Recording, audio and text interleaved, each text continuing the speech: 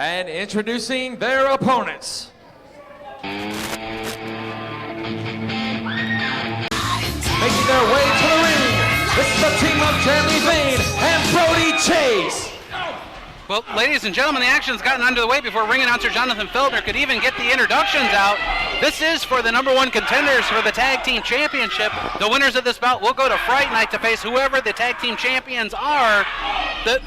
Jonathan Feltner, get up here. I'm working on it. I know you're trying to. Jonathan, I didn't even have time to announce the dang match. That's what I was just saying. You barely had the introductions out of your mouth. Gosh. Before Nemesis and Shadow Jackson went on the attack. The bell hasn't even sounded there. We have to get at least one superstar from each team inside the squared circle. That's what I'm saying. Before this match can begin. And what a match. The winner of this goes on to Fright Night, gets a guaranteed shot at the Tag Team Championship. Exactly, and next week we're going to find out just who they will face as the current champions, the Elite, the team of 7, and Sean Tempers defend those titles against former champions, the Washington Bullets. But right now, either of those teams against either of these teams would be a tremendous match for the Tag Team titles. Gosh, I'm still out of breath trying to run up here to the booth. Brody Chase has Nemesis up. What is this? He was trying to slam him. Oh, right into the ring post.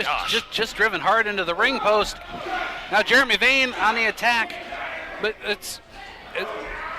the match hasn't started officially, has it? No, nobody's even been in the ring yet. The referee's lost control. He hasn't even attempted to try. Nemesis and Shadow went and hid behind the ramp, and then before they even got all the way down the ramp, they started attacking them. Well, it may be the safest place for the referee to be is inside the squared circle. They're officially in the ring now, but I'm not sure what's going to happen. Okay, now the match officially starts with the introduction of Shadow Jackson and Jeremy Vane both in the ring at the same time. Now we can have a match.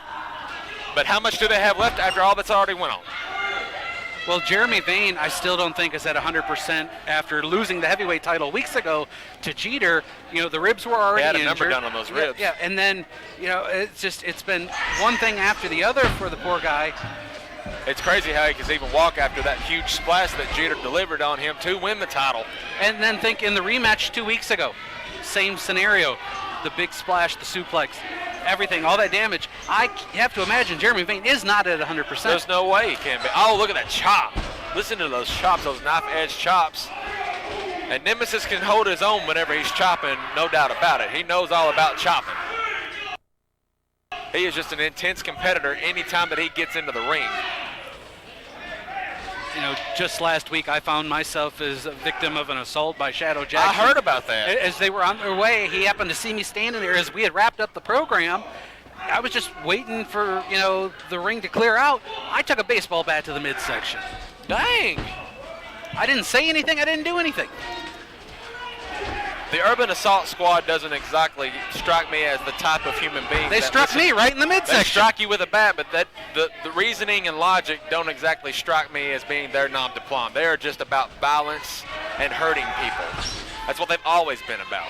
They're staples here in Anarchy Wrestling, and they have always been about pain, suffering, and violence. Headbutt by Shadow Jackson and Jeremy Vane makes the tag. They have really done a good job of isolating Jeremy Vane. It seems that way. The champions, Shadow Jackson and Nemesis know what they need to do. If they go into Fright Night, they could potentially be the tag team champions. Brody needs to get into this match. He took a bad spill outside, and he's still just pacing the outside trying to collect himself. But at the expense of that, his partner is absolutely taking a beating. He has got to get back into this match if they're going to have any chance. The Urban Assault Squad, Shadow Jackson and Nemesis have been smart. Every time Brody tries to get up on the apron, they knock him down. Oh, he's got, there you go.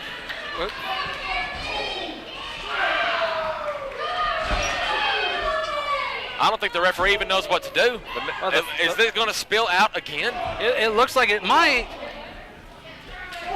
Well, Jeremy Vane is, I believe, the legal man for his team. There's been no tag.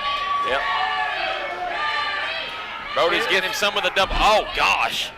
Double headbutt turned into a clothesline, and Brody's down on the ground again. I was going to say the back of his head may have hit that hardwood That was a hard, you heard that up here, didn't you? A hard thud. I heard the thud, and fans, there's no padding around the ring. Exactly, it's nothing but hard wood. This is, as we've said many times, this is the Church of Southern Wrestling. This is a converted church. Hardwood floors, there's no protection. Well, Jeremy Vane firing back on both members of Unforgivable Blackness. Say what you want to, but whenever they hit the back of their heads on that floor, it hurts. Oh, gosh, you see the spit flying up in the air as they just takes that shot to the face. Intensity is the word whenever you think about the Urban Assault Squad. Nothing but just 100% pure intensity. What is Brody doing? I can't tell. I believe Brody's nose may be busted. It is busted all over the place. I think I see blood. It's either his nose or his mouth, one, but I can see blood coming from his face, no doubt about it. After that clothesline to the floor, I'm not surprised. He is just on Dream Street right now. He is dazed. I don't think he knows where he's at. He can't know where he's at. Well, hopefully somebody around ringside will tell him he's in the middle of a match. He needs to get on the apron. He has got to get back on the offensive for his team's cause and for Jeremy Vane's well-being. He's been taking the beating the whole match. Well, this has been the MO for Unforgivable Blackness. Damage on one guy, pick him apart until they can no longer continue. We saw it with Jeremy Vane. We've seen it with the Priest of Punishment, Michael Judas. Remember last week in the handicap match. Exactly. You know, after the match, Shadow Jackson Nemesis went after that knee that had been surgically repaired early in the year due to an assault by Jeter. Jeter knows going into Fright Night he cannot touch the Priest of Punishment, Michael. Look at Brody Chase again. He cannot touch Judas until Fright Night. So he has Shadow Jackson and Nemesis do it for him. And you got to wonder, how is that knee still faring, Judas? He's got a huge steel cage match against Jeter. Well, Judas is not here this week.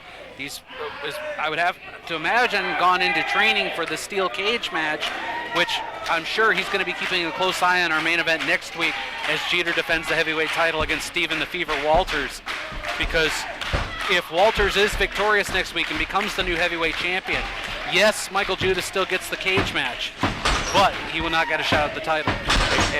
You got to be thinking in the back of Michael Judas's mind, he has got to almost be rooting for Jeter in a way to win so he can be for the title.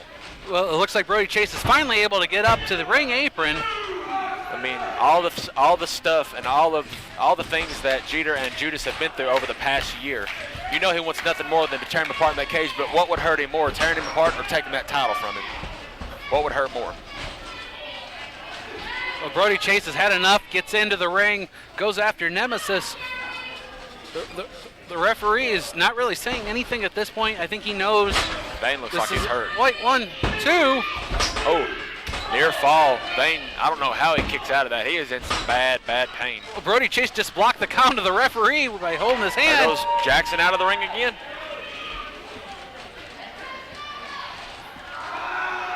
Nemesis breaking up the by eyes. No, that was by the ears, I think. Oh! Well, wait, what? Ring the bell. What's going on? I think you need to go have a conversation with the official. Well, ring announcer Jonathan Feltner is making his way down to the ringside area. The referee has stopped the match. I don't know. Ladies and gentlemen, official Ray Boring has ruled this match a double disqualification. Therefore, there is no winner. Well, no winner. Jonathan Feltner, you need to get up here and away from this action. They're right out. Get up here. Are you crazy? Are you insane? I'm sorry, my ADD kicked in. I was trying to figure out if I said the right thing. Well, a double disqualification. What does this mean for Fright Night? I don't know. There's no #1 contenders for the tag title. Brody Chase has the belt. Oh, gosh. That may be the smartest thing Shadow Jackson's ever done. He just said pieces of poopy. Jeremy Vane, I think, may have been busted open too. It looks like there might be some blood coming from his mouth. But I don't know what this means. We've got 2 weeks before Fright Night. And we don't have any #1 contenders for the titles.